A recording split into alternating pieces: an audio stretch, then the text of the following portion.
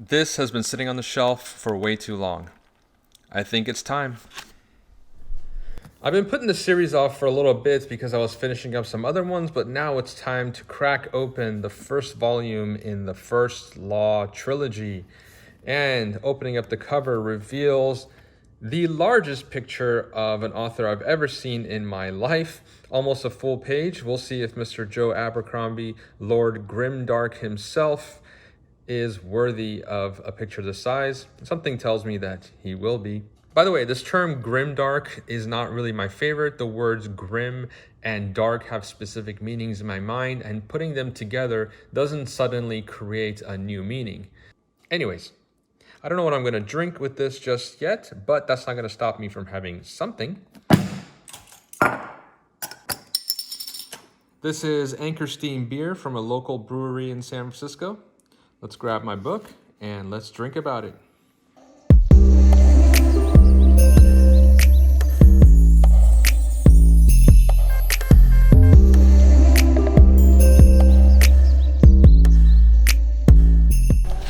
All right, well, I'm about a third of the way through this book, maybe just a little bit more, and I have some initial thoughts about the characters. Let's talk about it.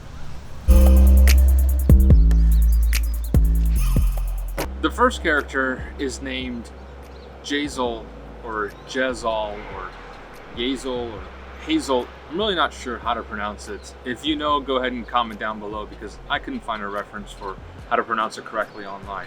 He's an entitled, up-and-coming youngster who has a lot of talent, and he could get really far in sword fighting if only he would apply himself a little more and not get distracted by other things, like girls. This is a character that we've seen in fantasy before, not as interesting as the other two I'm going to talk about, but still written really, really well. The second character is more of a brute, barbarian type of character, and he's from a rural part of the world, and he's renowned there as a fighter, but when we catch up with him, he's down on his luck. He's lost essentially everything that he's cared for, and he's trying to find a new path so that he can move on from his losses and basically forge ahead and find a new life. The third guy is named Glokta, and this guy is very, very unique, so fun to read about. He was a great warrior in his time, and something happened to him along the way that left his body basically deteriorated. And not because of age through natural means, but because, and I'm not sure, it's not exactly explained just yet, but I think he was tortured at some point. Half of his teeth are missing, and the rest of his body is basically in very weak form, and he has trouble doing very easy things such as going up the stairs. He loses his breath. Sleeping wrong puts half of his body to sleep, and he needs servants to pick him up and walk him around to do everything. He's basically tortured on a daily basis because of the ailments that have happened to his body. But what's interesting is that his job is an inquisitor. And an inquisitor in this world is someone who brings people in for questioning to get answers from them. And if they don't answer those questions, then he uses torture to get the answers that he needs. So not only was he tortured in the past and is tortured daily by his body, but he also tortures others. I call him the tortured torturer, and he is by far the most interesting character in this book so far.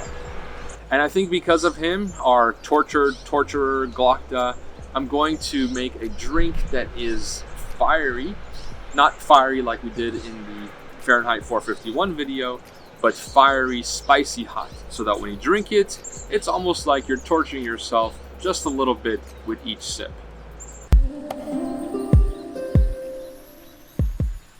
I thought about it and ran to the store to pick up a special ingredient, and let's concoct that cocktail. So, we are going to make a fiery, hot Habanero Margarita with these bad boys here. This is going to be a refreshing drink, and that's nice because it's super hot today, but it's also going to give us that heat factor that we're looking for. So, first thing you want to do is grab your shaker and put some ice in it. This one already has some. So to start, we're going to go with tequila, of course, as every margarita has. And we're going to go with a silver or reposado tequila. Don't waste your super aged añejo on this, as it's going to get lost in all these other flavors. Plus, the reposado and silver will give us a more refreshing flavor anyways. So we'll go in with 2 ounces of the tequila. Into the shaker it goes. Then either get out triple sec or Cointreau or Grand Marnier. Any kind of an orange flavored liqueur would work in this. And we're going to go with half as much of the triple sec in this case. So 1 ounce. The next ingredient to kind of round out the Mexican tasting profile here is blue agave nectar. And we're going to go with 1 ounce of this as well. You can substitute honey for this, but make a simple syrup with honey. Don't just pour your honey into the ice because it will get clumpy and you don't want that in your drink. So 1 ounce of the agave nectar right in as well. And then of course we're going to need lime juice in our margarita. So grab a lime and split it. And the juice of 1 lime should be perfect for this cocktail. Lime goes right in the shaker. Now don't throw these limes away, we're going to need them in a second. All right, and then our habanero. Warning, do not touch your face, especially your eyes or your nether regions if you're handling hot peppers, and habaneros are especially hot. So I'm going to actually take extra precautions and wear some surgical gloves. There we are. Now the habanero we're going to split in half and put half in the drink and half as a garnish. So go ahead and destem it and then cut it lengthwise. And then we're just going to cut it into strips, pith and seeds and everything because we want this extra hot. So just cut it up a little bit, release some of that capsaicin, and that goes right into the drink. Now this other half that's going to garnish, we're going to de-seed it actually. So go ahead and take out the white part and the seeds. You don't want that floating in your cocktail. And then we'll just cut it into strips. Now we can take off the glove. All right, then we're going to go ahead and shake up this bad boy. Just put the lid on and shake away. I do a lot of shaking in these videos. All right, I think that'll do us just fine. Go ahead and take off the top. Ooh. All right, we're gonna need a glass that's chilled preferably. We got one right here. This is a martini glass, but you can use a margarita glass obviously, or just any glass. Glass is not important. All right, so remember I said that we need those limes later.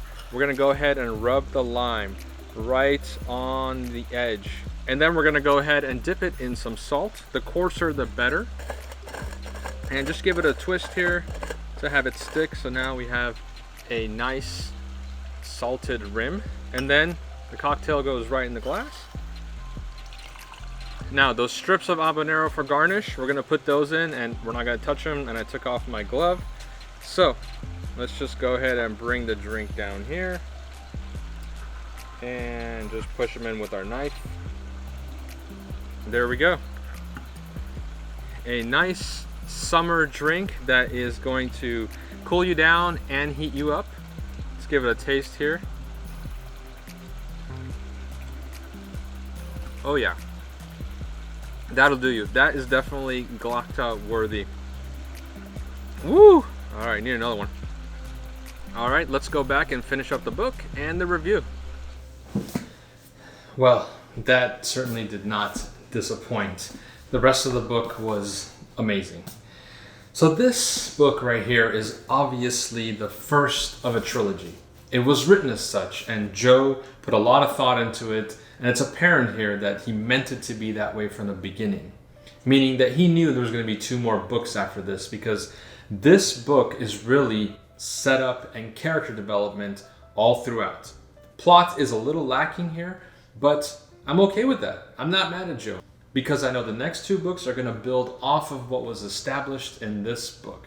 Many times authors will put out a book and it becomes a hit, and they have to scramble to put out a second and third book to make it a trilogy because they want to capitalize on the success of their first book.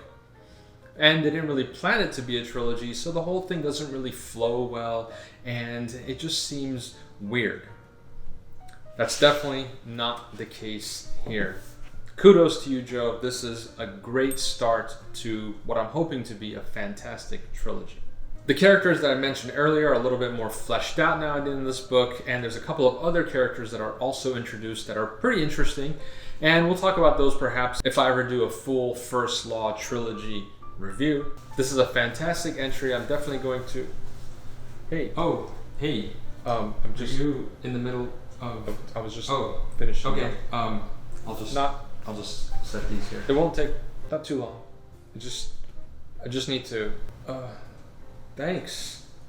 So, like I said, I'm going to finish this series for sure, thanks to other me for bringing it over. Now, I do want to talk about something that happens towards the end of this book in one of the chapters. There's a point in which several characters that we've been following come together and they go to this brand new place that none of them have been to before. And the perspective of the read keeps changing from character to character, character to character, every page or every other page, as they all go into this place and they're exploring it. Joe, may I call you Joe? Abercrombie keeps changing the perspective, and we get to witness what's going on from the perspective of these different characters.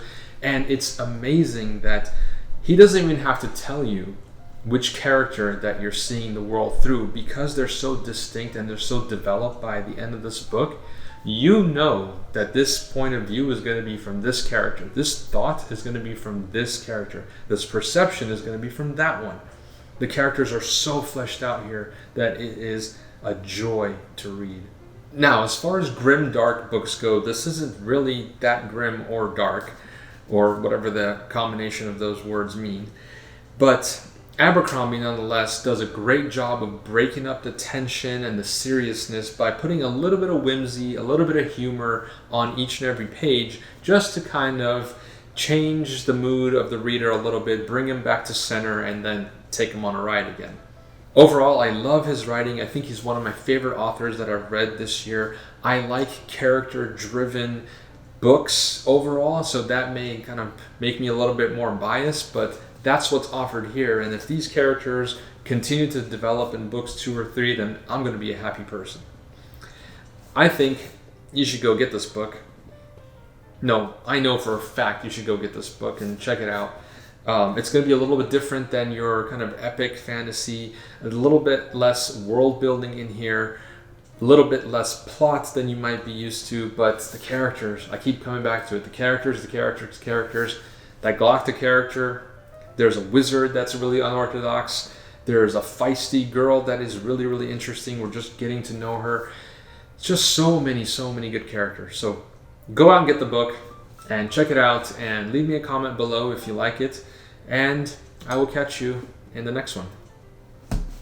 Cheers. Ooh, that burns all the way down. By the way, guys, I now have a Patreon page, so if you want to support the channel and help me make better videos with more awesome books and delicious drinks, your patronage is much appreciated.